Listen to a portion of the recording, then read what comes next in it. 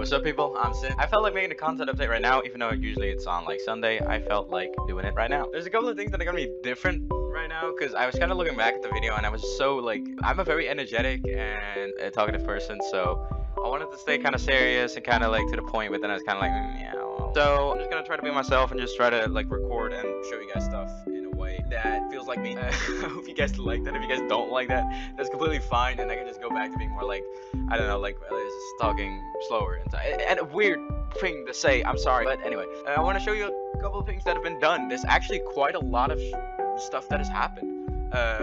One of them being this awesome new animation that a friend of mine has made, who is also participating and working on the game, completely free, which is you know, really cool guy, and he's made this animation, which I'll play right now. So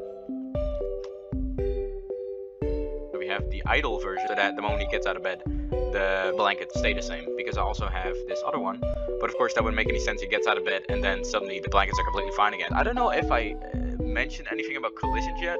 These are the collisions, these green ones are the teleportation blocks. Before we go into showing you the whole game, I want to go into a little bit of the coding, a little bit of the things that I've been working behind, then I'll show you some more stuff that I've done, and the coding behind that. If you're not interested in any of that stuff, if you just want to see results.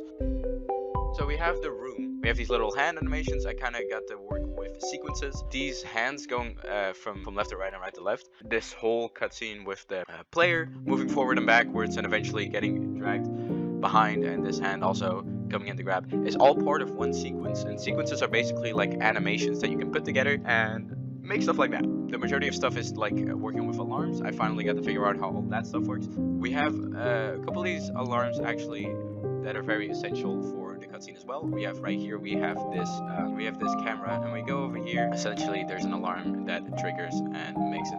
I put it into if statements. I don't even know why I made it if statements. I could have just put that whole code into the alarm itself, but instead I made it so that the variable updates, and then if the variable gets updated, then it does that, which makes absolutely no fucking sense. But just forgive me and my dumbass for not really knowing coding that much.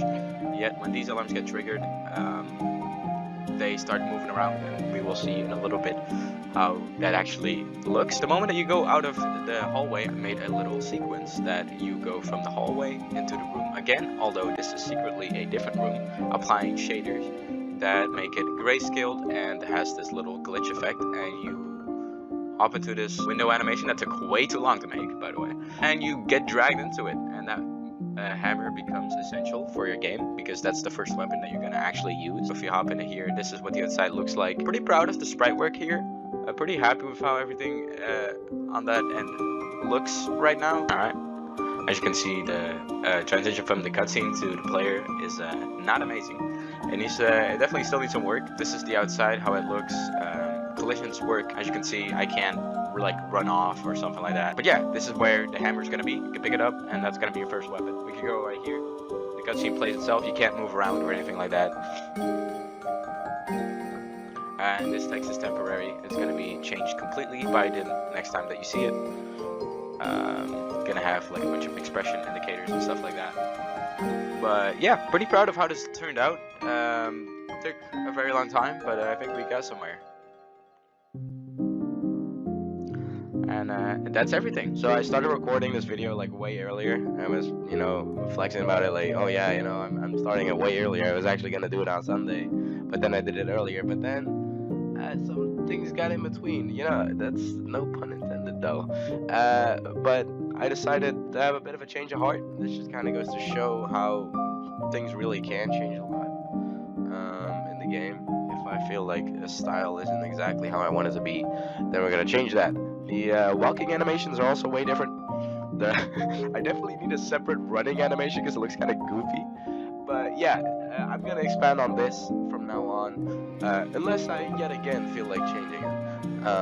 But for now, for the foreseeable future, this is gonna be what it's gonna look like. Thank you guys for tuning in, and I'll see you guys next week.